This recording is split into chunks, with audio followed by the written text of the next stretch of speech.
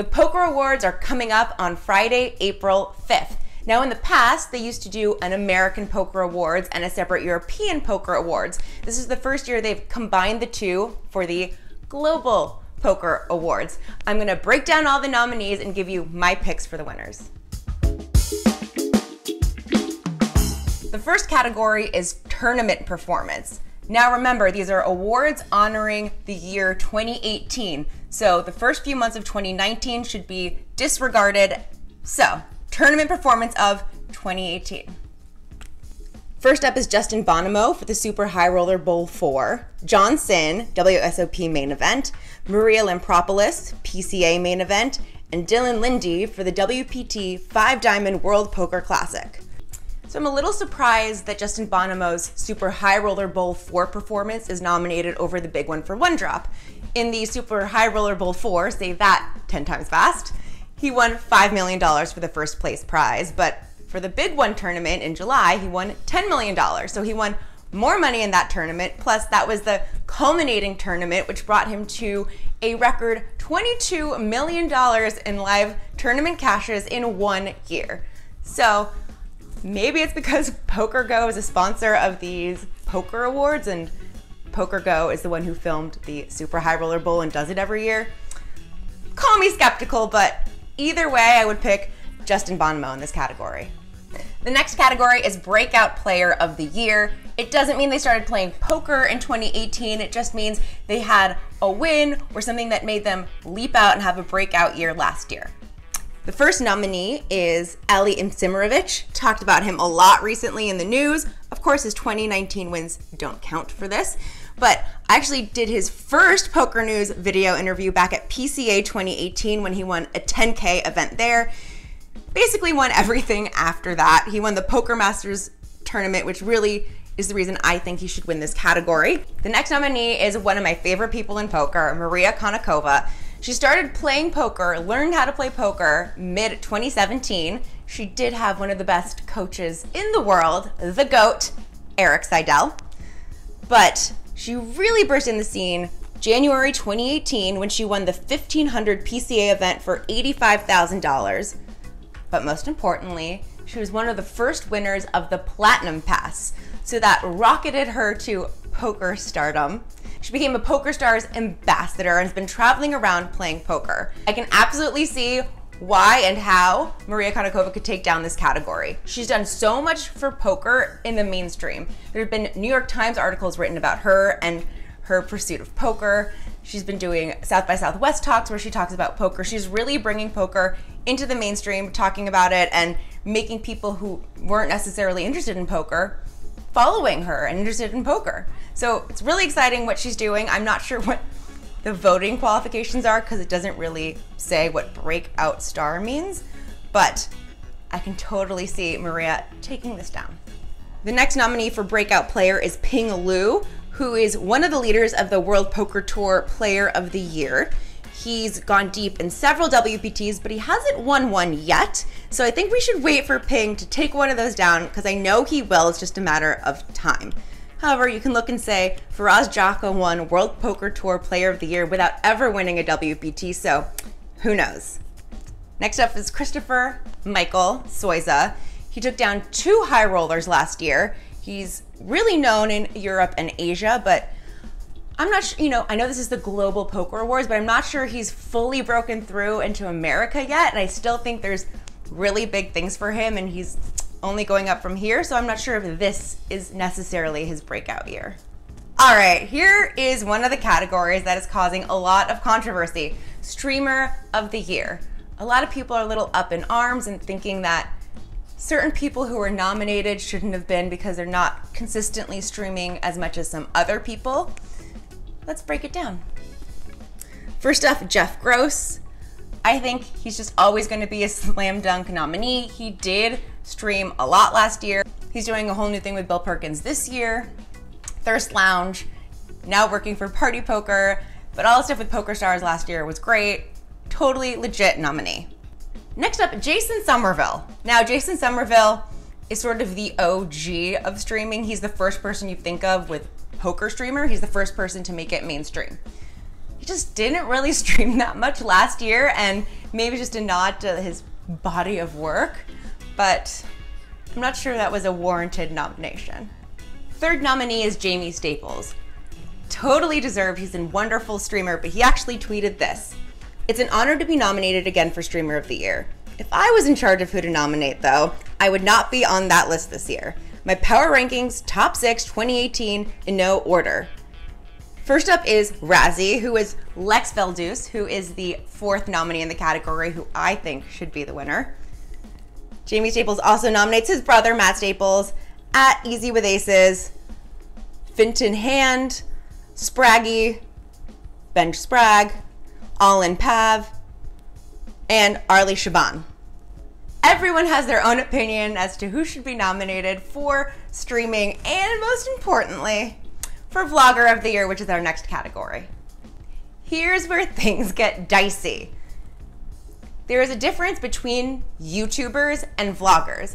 I'm 33, so I had to Google this difference. According to a quick Google search, a YouTuber is someone who uploads videos to YouTube consistently. A vlogger is someone who films aspects of their life and uploads them to the internet consistently. It doesn't necessarily have to be YouTube, it often is. So most vloggers are YouTubers, but most YouTubers are not vloggers. Hope that makes sense. Anyway, let's break down the nominees in this very controversial category. Marley Cordero, who really burst on the scene with her controversial and humorous vlogs. Next up is Joe Ingram, again getting a lot of heat because he doesn't really make vlogs. He makes amazing YouTube videos and YouTube content and a great podcast, which was not nominated. Next up is Andrew Nemi, one of the most prolific vloggers out there. 4th was Daniel Negreanu. He does do a poker vlog during the summer during WSOP. However, can you really nominate someone who only vlogs 3 months a year? I guess you can, because they did. But Daniel Negreanu is such a big name and has such big name recognition, which is probably why he got the nomination. Last up is Doug Polk, who makes, I think, some of the best poker YouTube content out there. However, he is not a vlogger. As he even tweeted himself, "I do hope to win Best Vlogger for 2018 for my combined 0 vlogs put out. Ha ha ha. These awards are a total joke." All right, let's just step back and talk about the awards in general. The last few years, the American Poker Awards have been held in Los Angeles. I live in Los Angeles.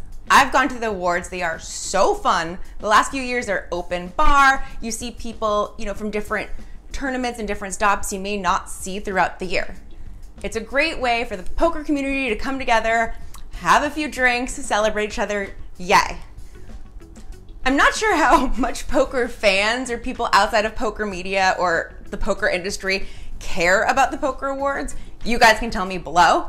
I assume probably not that much. Who wins these awards doesn't really affect how you watch poker or enjoy poker.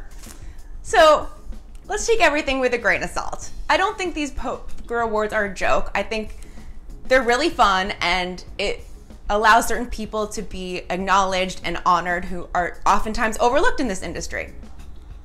So on that note, let's go to poker journalist. Drew Amato is an amazing photographer. He takes a lot of the better known photos that you've seen on Twitter, on PokerNews, World Poker Tour. He does a lot of their stuff. Really good at his job. Journalist? I don't know. Which brings us to my girl, Sarah Herring. Now, Sarah Herring is the hardest working, most overlooked people in the poker industry. And I'm not just saying that because she's my boss. Sarah does amazing interviews, and what you guys don't realize is she doesn't get questions from a producer. She's not reading off a teleprompter. She does a ton of research before all of her interviews, before all of her presenting, and just does it on the fly. That is really hard to do. She's also doing the budgets for the WSOP. She's doing the budgets for all of our video content, like, these new curtains we got. So there's so much behind the scenes that she's doing, and I think she is the best interviewer in poker, hands down. Sorry if I'm offending anyone, but myself included. I think she's just the best, and she's never won this award. She's been nominated several times. Again, Journalist is a weird category to be nominated in because even she would agree we're not journalists, we're presenters or hosts or producers. But that's who I would pick in this category. But let's not forget the other nominees. We have Remco Rinkema, who is amazing. He was at PokerNews forever. He's so good at his job, but he's already won some poker awards. So let's, give it to Sarah this year. And someone you may not know is Kristen Bicknell. Kristen is one of the hardest working live reporters out there. I'm telling you, I worked with him at EPTs during the World Series. He knows every poker player. Everyone. He knows stories about them. He loves poker. He stays till 4 a.m., comes back at 10 a.m. restart the next day. He's so amazing. He always volunteers to stay late and write recaps on the day. And he's so knowledgeable, and he's always in a good mood and sending like cat memes. He's just great and the best. And if it wasn't for Sarah, I would say I would put my money on him. Next up is Podcast of the Year. We got 2 PokerNews podcasts, which is awesome. First up is the LFG podcast with Chad Holloway and Jamie Kerstetter. I love them. They actually do really fun meetups during the summer. I went and played some poker with them. They are awesome. If you guys can do that and meet them, check it out. Next up is Poker Central podcast with Brent Hanks and Remco. Brent Hanks is hilarious, has been doing really funny content on Poker Go. I suggest you check that out. Third is PokerNews podcast, and that's my favorite. Gotta go with my girl Sarah Herring and Jeff Platt, who talk about breakthrough performance of the year. Jeff Platt came on the poker scene about a year ago, and he's one of my favorite commentators, broadcasters, interviewers, again, myself included. He's great. Fourth is the Chip Race Poker podcast with David Lappin and Dado O'Kearney. He's Irish, I had to try.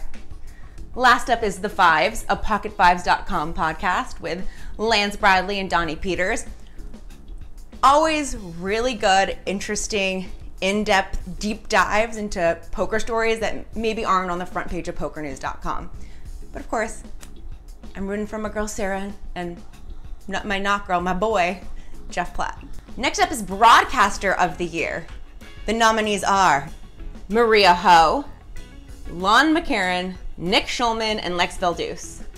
I'm gonna go with Nick Schulman in this one because he's everyone's favorite, most beloved commentator, on-screen personality. He's so charming and likable and knowledgeable, so Nick Schulman, I hope you win. However, that's not to knock Maria Ho, who's one of the best poker players in the game, She is so kind and so giving of her time when she's not playing, which she's playing all the time, but then she's going and doing interviews and doing color commentary and breaking things down and then being goofy, and she's just an all-around awesome person. We'll talk about it more at the end of this video, but there's a write-in category for Poker Player Personality of the Year, and I hope that goes to Maria Ho. I'm going through these next categories very quickly, just reading the nominations. I don't travel the circuits, I don't play a lot of tournament events, so I'm not really qualified to make an educated opinion on these categories. First up is Tournament Director. Tony Burns from Seminole Hard Rock is nominated, Paul Campbell of Aria, Jack Effel of WSOP, and Kenny Halliard of Unibet Open. Mid-Major Tour or Circuit of the Year. The 888 Poker Live event, Run Good Poker Series, Unibet Open, WPT Deep Stacks, and WSOP Circuit events. Now I do love Shirley, who runs the Unibet Open Series, and Jing, who runs the WPT Deep Stacks events, so that's my only personal connection to it. I haven't even been to either of the events, let alone played in them. Industry Person of the Year. Angelica Hale, WPT, Carrie Katz, Poker Central, Matt Savage, WPT, TDA, every little thing under the sun, Ty Stewart, and Rob Young. Here's my 2 cents. I love Ange Hale. She's done so much. She's such a great figure in poker for women, for expanding the WPT and doing all these new exciting things. Of course, Adam Pliska gets a lot of the credit because he's also amazing, but I think Ange maybe gets overlooked. It'd be a great win for her. Carrie Katz, come on, Poker Go is changing the poker industry. He's doing so much to sort of mainstream poker and give us more poker content. Matt Savage, so beloved. This is a really tough category, so it'll be interesting to see who wins that one. Next up is Media Content of the Year. First up is Drew Amato's photo of Doyle Brunson bidding farewell to the WSOP. Just an iconic cowboy Texas Dolly photo. Second is Lance Bradley and his book, The Pursuit of Poker Success. I particularly like this one because I think it brought poker a little more mainstream. I know I keep saying that, but his book asks poker players what makes them successful. So it's not about the nitty-gritty of poker, it's more universal and how do people become successful, and I think it's a really, really interesting, well-written book. Next up is Haley Hinsey and how Vio forged documents for poker stars and how that all got taken down. Fascinating read, you should read it. You know, me, I love controversy and gossip and poker, but this was really, really intense. Last is Poker Central, Poker Go's Super High Roller Club with Nick Schulman featuring Ali Najad.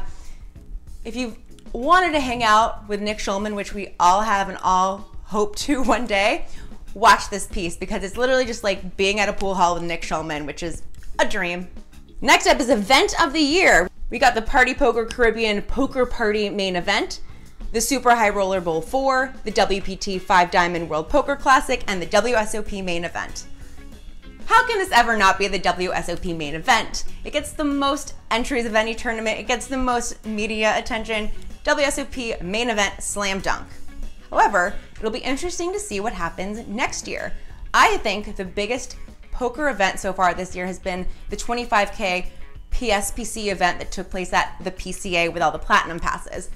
Biggest 25K in history. They gave out so many platinum passes and seats. I actually think that could give the WSOP main event a run for its money in the 2019 award season. Moment of the year. We have Jeremy Hilzer-Kopp receiving the PSPC Platinum Pass after the video of his wife giving him a trip to the WSOP on Christmas went viral.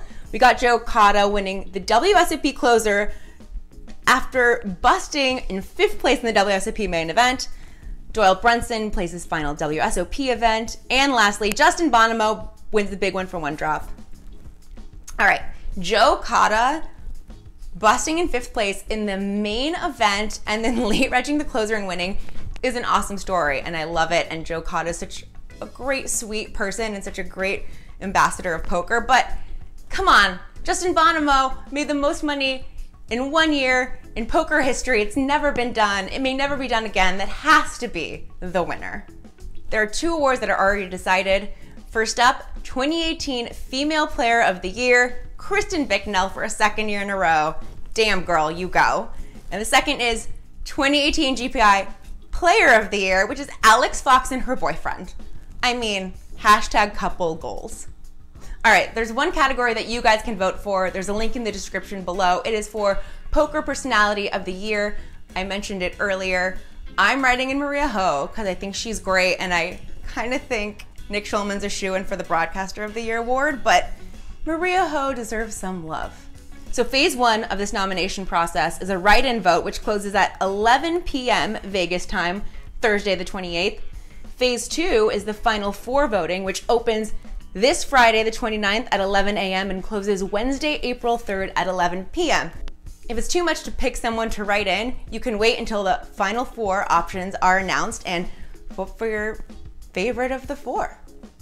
PokerGo will be streaming the Poker Awards live and free on Friday, April 5th, and I'll be rooting for my girl Sarah Herring to take down either Podcast of the Year or Journalist of the Year. The best thing about these award shows, and the only reason to watch, is when things go awry and crazy, and things are most likely to go crazy when you give a drunk Sarah Herring an award. So think about that.